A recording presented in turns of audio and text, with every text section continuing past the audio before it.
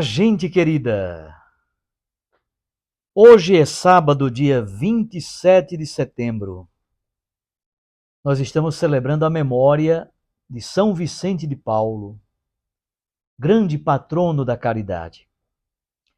O texto do evangelho de hoje é de Lucas, capítulo 9, versículos 43b até 45. Naquele tempo, todos estavam admirados com todas as coisas que Jesus fazia. Então Jesus disse aos discípulos: Prestai bem atenção às palavras que eu vou dizer.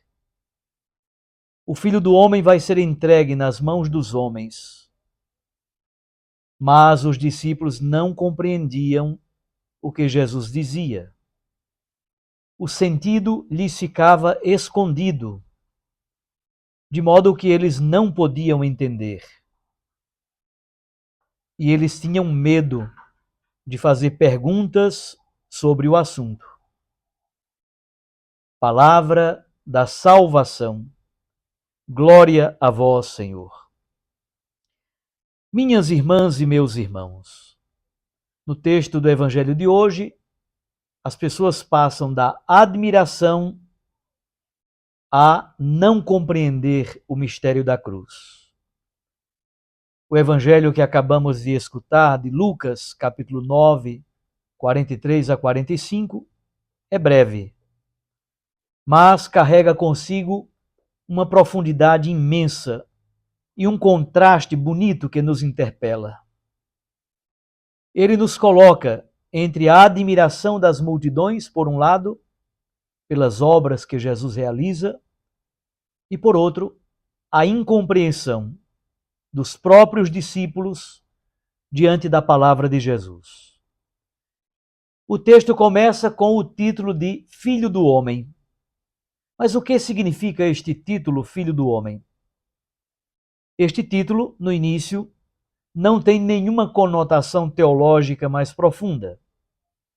Designa simplesmente um ser humano, um ser mortal, alguém que é profundamente vinculado à humanidade em seu aspecto mais primário de fragilidade, de caducidade e de morte.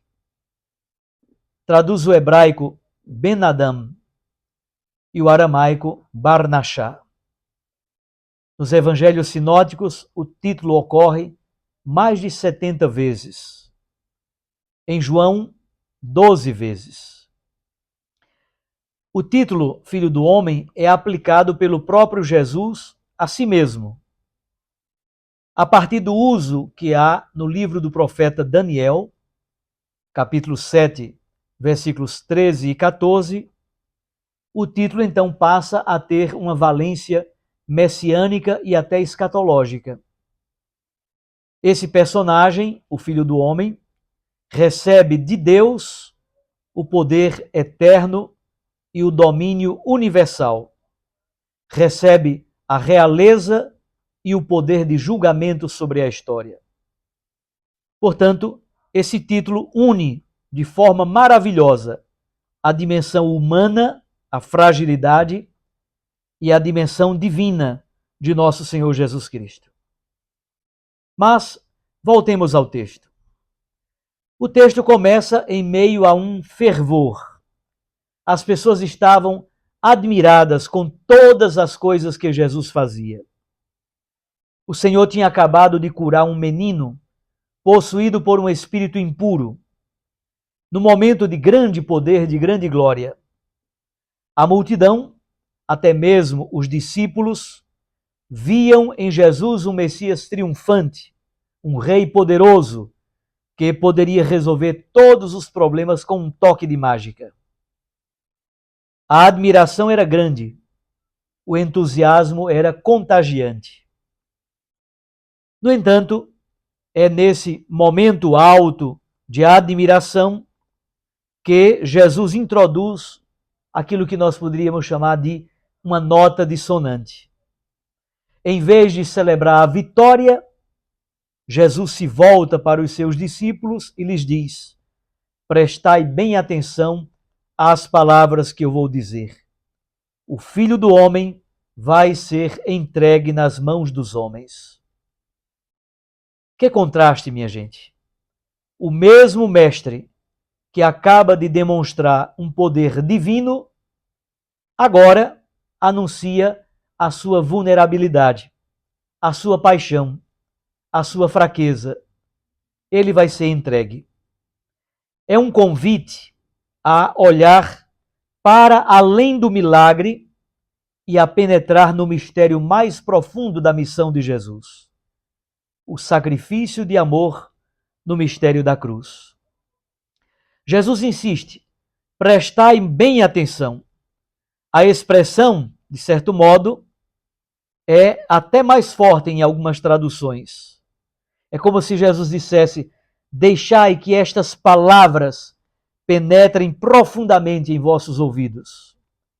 Na verdade, é um apelo à conversão do ouvido, a descer na êxtase, na kenosis da admiração superficial, para, na verdade, a seriedade do seguimento e do seguimento no mistério da cruz.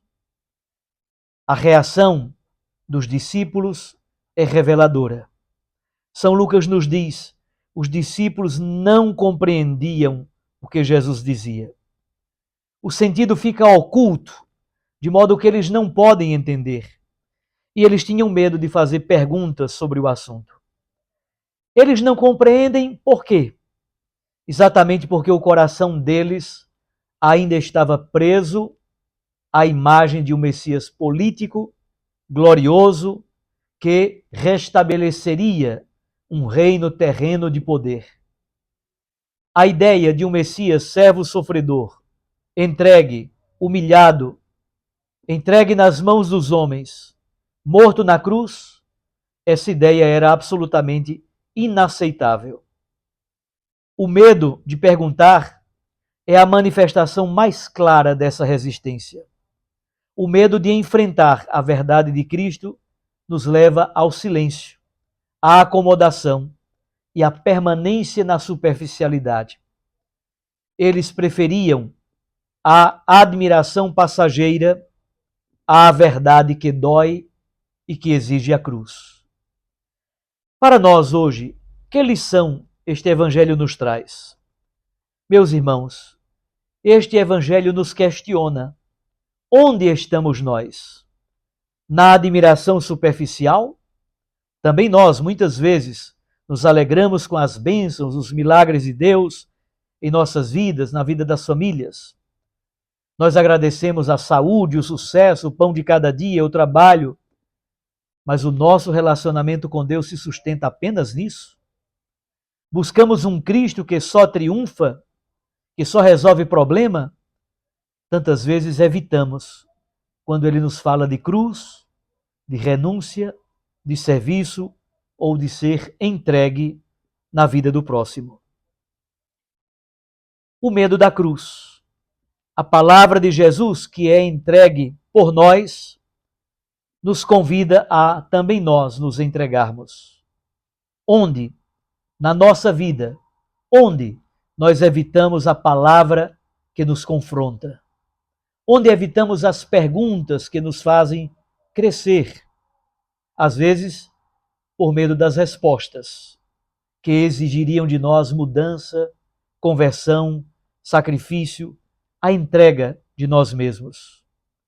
Entregar-se nas mãos dos homens, como o Filho do Homem, significa para nós servir, sem esperar reconhecimento. Perdoar, mesmo quando dói. Amar sem medida. Abrir mão do nosso orgulho e dos nossos planos em favor da vontade de Deus e do bem do irmão. O segredo do evangelho de hoje está não apenas em admirar o que Jesus faz, mas em compreender e viver aquilo que ele é, o Filho de Deus que se faz servo e se entregou por amor. Que a graça de Deus nos liberte da incompreensão e do medo e nos dê a coragem de prestar bem atenção à palavra de Jesus, acolhendo o mistério da cruz em nossas vidas, para que também nós possamos participar de sua ressurreição. Um abraço, fique com Deus e com sua Mãe Maria Santíssima. Até amanhã, se Deus nos permitir. Eu os abençoo em nome do Pai, e do Filho, e do Espírito Santo. Amém. Recorde, a palavra aquece o coração, e a Eucaristia nos lança para a missão.